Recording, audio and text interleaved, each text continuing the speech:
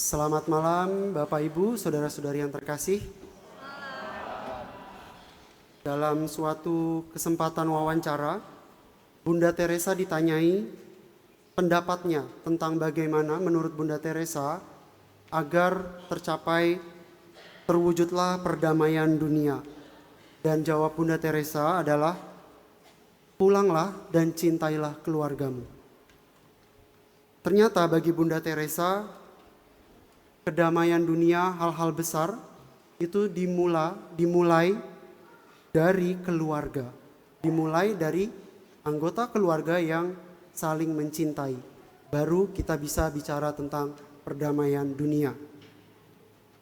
Bapak Ibu, saudara-saudari yang terkasih, hari ini kita merayakan pesta keluarga kudus.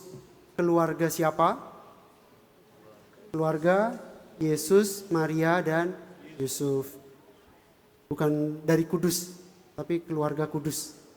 Bukan orang Kudus, tapi Yesus, Maria, dan Yusuf. Kenapa?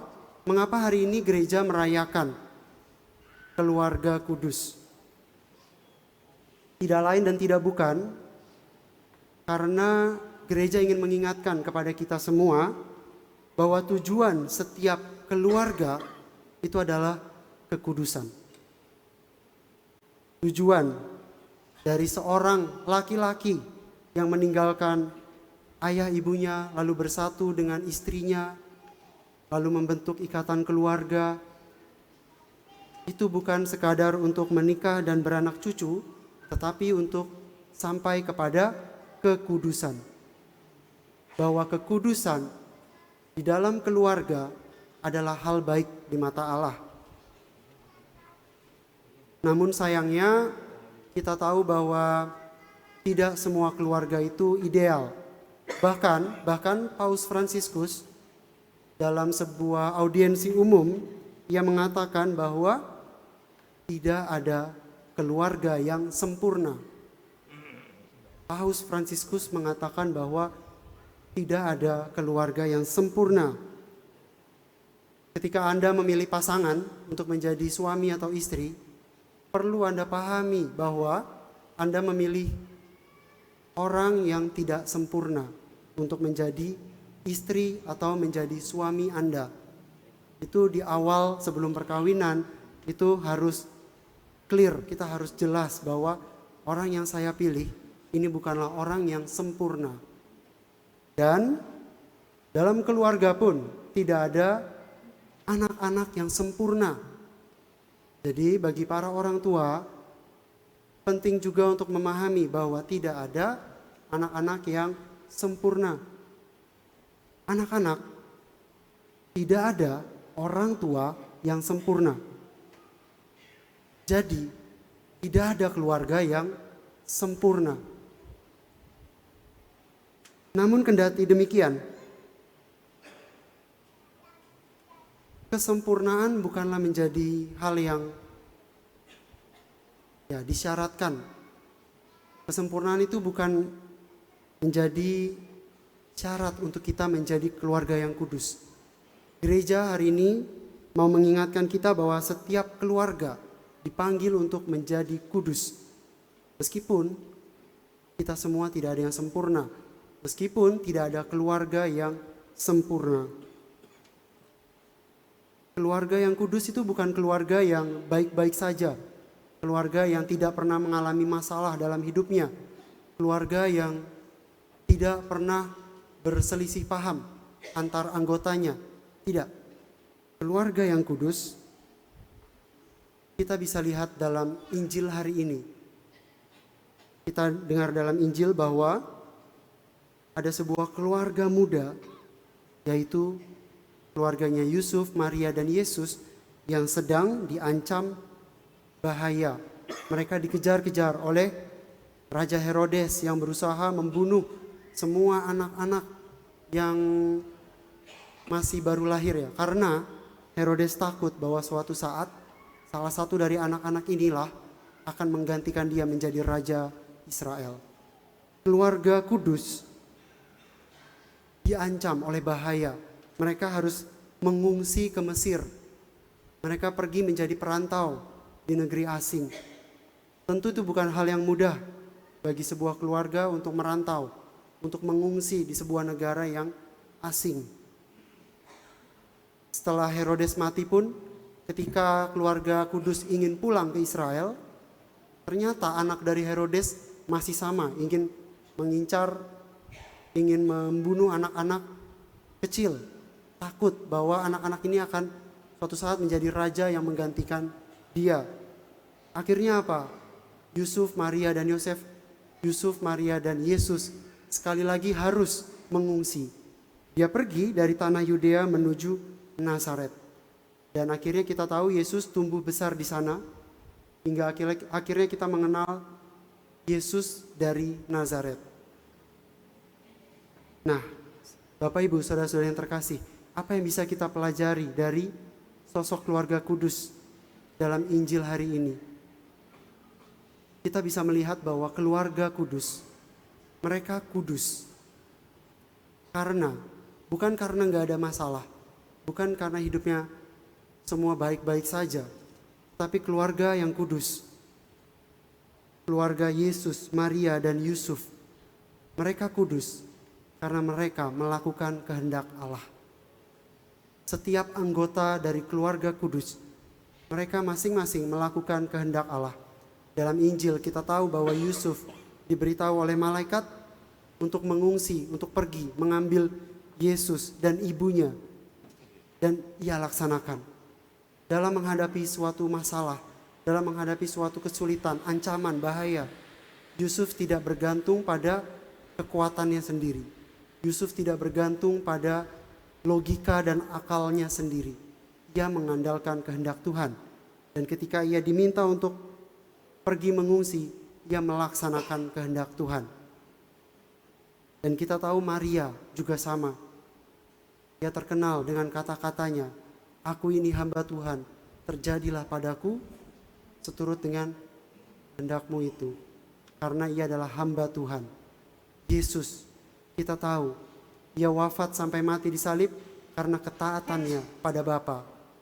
Maka keluarga ini menjadi kudus bukan karena keluarga ini sempurna, tidak ada masalah, keluarga ini selalu baik-baik saja. Bukan, tapi karena dalam keluarga ini kehendak Allah yang utama. Maka tidak ada keluarga yang hidupnya itu happily ever after seperti di dongeng-dongeng. Di dalam dunia nyata, bahkan keluarga kudus pun mengalami masalah dalam hidup. Jika keluarga kudus pun mengalami masalah, apalagi keluarga kita masing-masing. Tentu keluarga kita masing-masing juga memiliki masalah, dan tidak sedikit masalah yang dihadapi ini sangat berat, sangat rumit, sangat menantang iman. Tetapi sekali lagi, Bapak Ibu, saudara-saudara yang terkasih, jika kehendak Allah yang dilaksanakan dalam keluarga, maka itulah yang menjadikan keluarga ini kudus. Dan bagaimana agar kehendak Allah itu nyata atau hidup di dalam keluarga kita? Kehendak Allah hanya dapat dinyatakan dalam keluarga kita jika dalam keluarga kita memiliki waktu untuk berdoa bersama. Apakah di keluarga kita berdoa bersama-sama?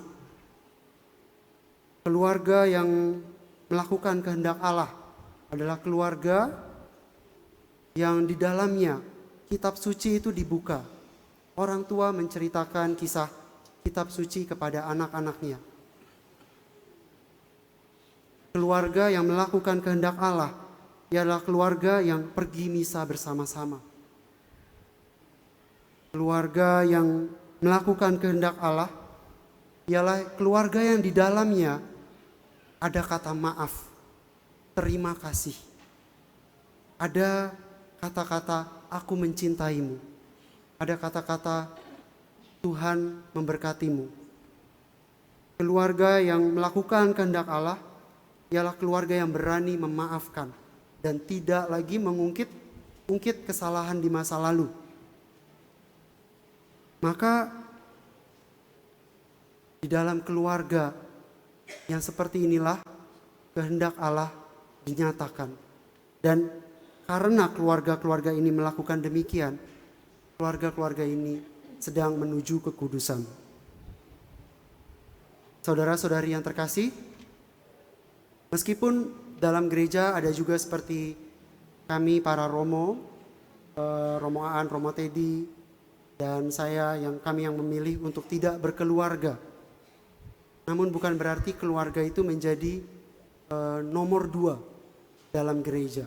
Keluarga itu adalah panggilan yang luhur, panggilan yang sangat diluhurkan dalam gereja, sehingga peran para imam ini adalah untuk menguduskan keluarga-keluarga Katolik. Dengan apa? Dengan sakramen perkawinan, dengan ekaristi, dengan sakramen tobat, dengan baptisan untuk anak-anak kita. Itulah yang menguduskan juga keluarga-keluarga kita. Dan panggilan imamat ini tidak lepas dari keluarga-keluarga yang di dalamnya ada doa bersama, ada pergi misa bersama. Dan tadi saya katakan ketika ada kitab suci dibacakan untuk anak-anak, disitulah lahir panggilan-panggilan imamat.